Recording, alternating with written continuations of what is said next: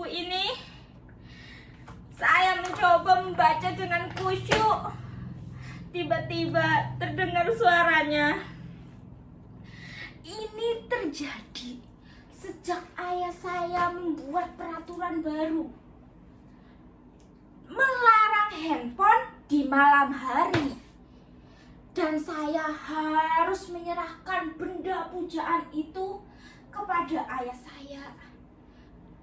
Maka saya akan duduk di bangku ini membaca buku-buku yang bisu dan tak berasik itu sampai saya tidur. Ayah atau ibu akan bergantian jaga malam, datang ke kamar ini setiap 1 jam sekali untuk memastikan saya membaca sebelum pukul 10 atau 11 malam waktu saya tidur.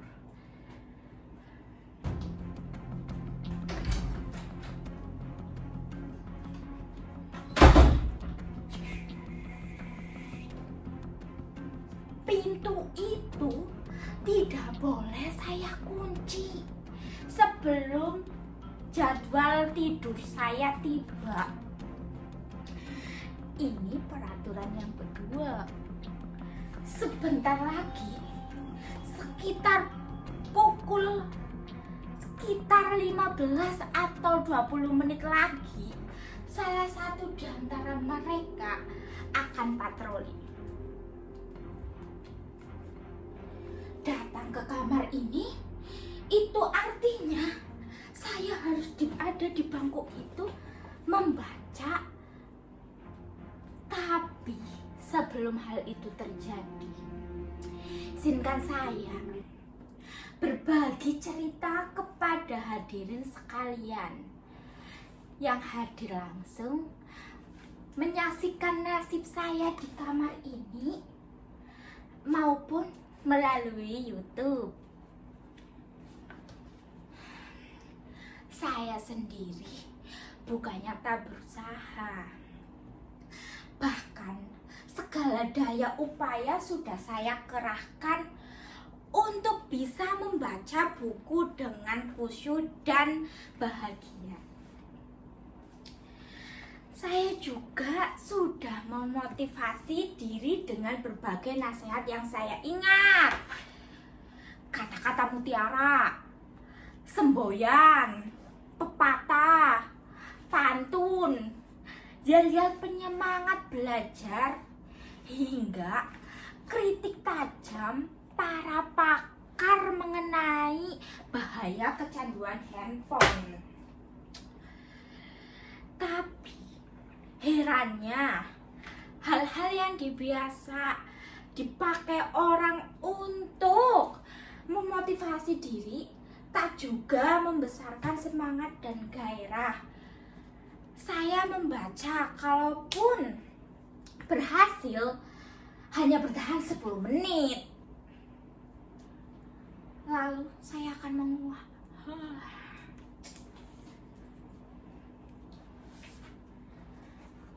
Sedangkan kritik tajam para pakar itu tak juga mengurangi kerinduan saya untuk selalu bersama dengan dekat dengan handphone.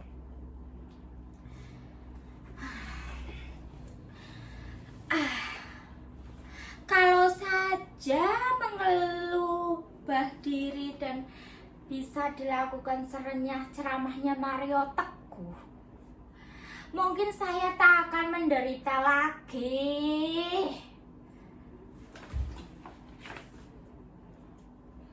Apa? Saudara-saudara ini tak yakin saya menderita? Apa tak terlihat beban derita itu di wajah saya, di sorot mata saya, di getar suara saya, di seluruh tubuh saya ini real, nyata. saya memang sedang menderita. Bahkan kalau penderitaan ini saya tuangkan ke dalam puisi, saya kira saudara-saudara tak akan sanggup mau kuat dan membacanya tanpa menitikan air mata. Tak percaya, saudara-saudara tak percaya bahwa sekarang ini saya dibully, sepi, dan dikepung sedih. Sekarang saya bertanya, siapakah di antara hadirin yang mau dan mampu berpisah dengan apa yang telah menjadi bagian dari diri hadirin sendiri? Ia adalah salah satu bagian terpenting dari diri kita, bahkan hidup kita. Bayangkan, sejak kecil dia sudah bersama kita, menjadi teman kita. Dikala semua orang tak punya waktu luang atau malas meladani kita yang masih kanak-kanak dan belum bernilai guna. Pagi, siang, sore, bahkan malam, dialah yang selalu setia di sisi kita.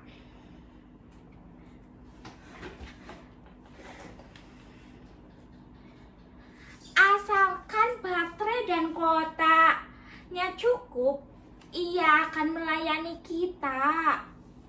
Apapun kemauan kita dan kemanapun kita ingin tamasya, ia selalu bersedia. Ia bahkan telah menyimpan nama kita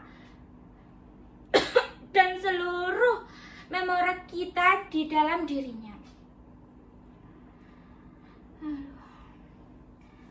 Suatu simbiosis yang sangat romantis dan intim, bukan?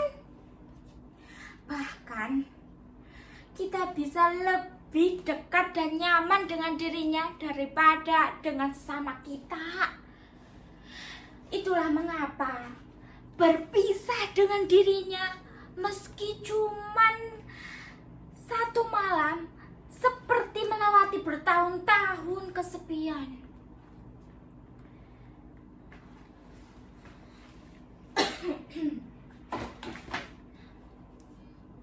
Oh handphoneku, betapa berat dan panjangnya harus kutempuh untuk kembali bersamamu.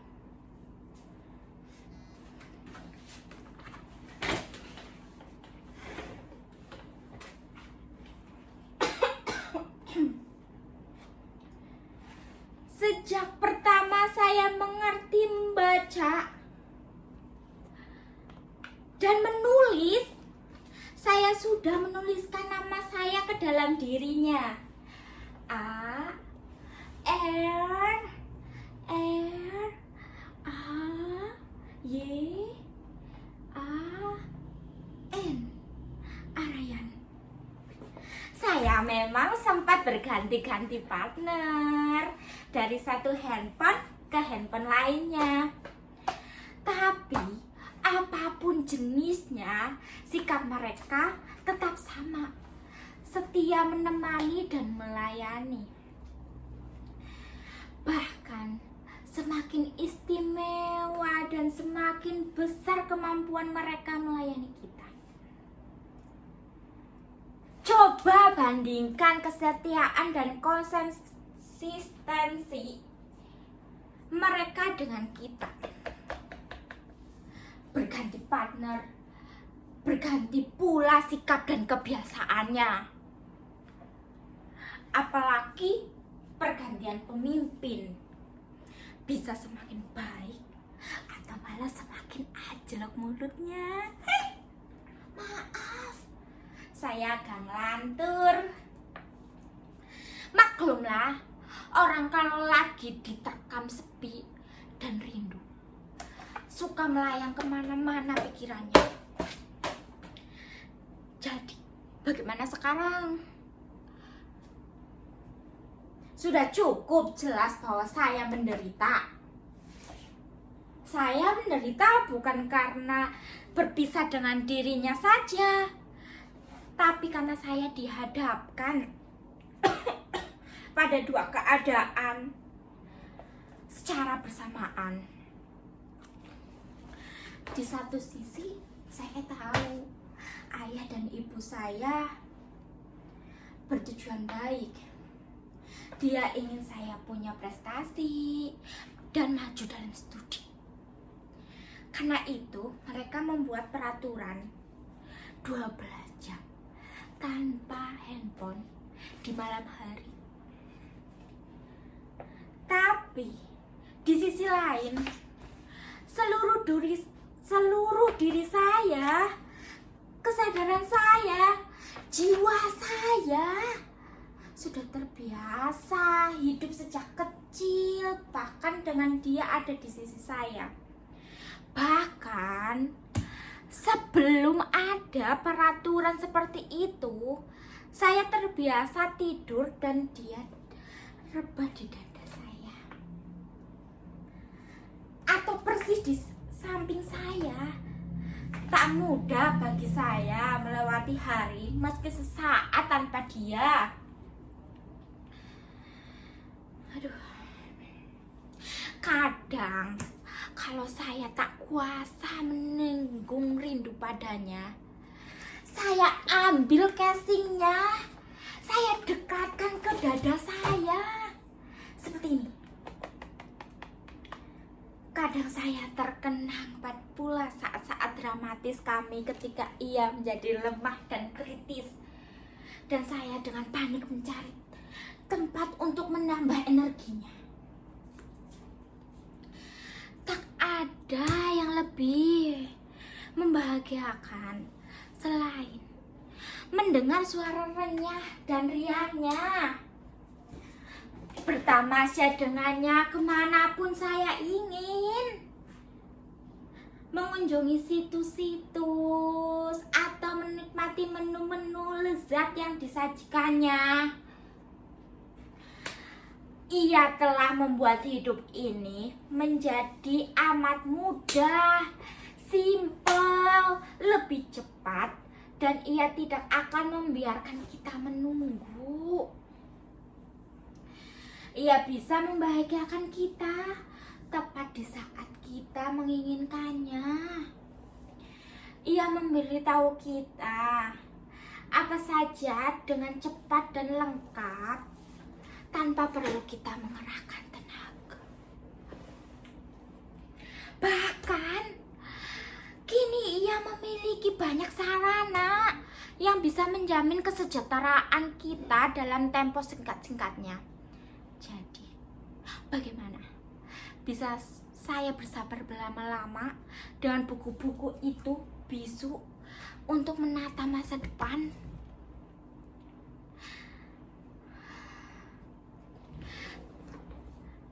Tapi saat saya memergoki ayah dan ibu pada suatu malam, duduk asik dan begitu intim dengan handphone masing-masing, saya jadi merasa dihianati. Sejak saat itu, kemampuan saya untuk berpisah dengannya semakin menurun. Bahkan kini ia ada dalam kepala saya, jadi seperti denyut dalam jantung saya. Saya sudah teramat dalam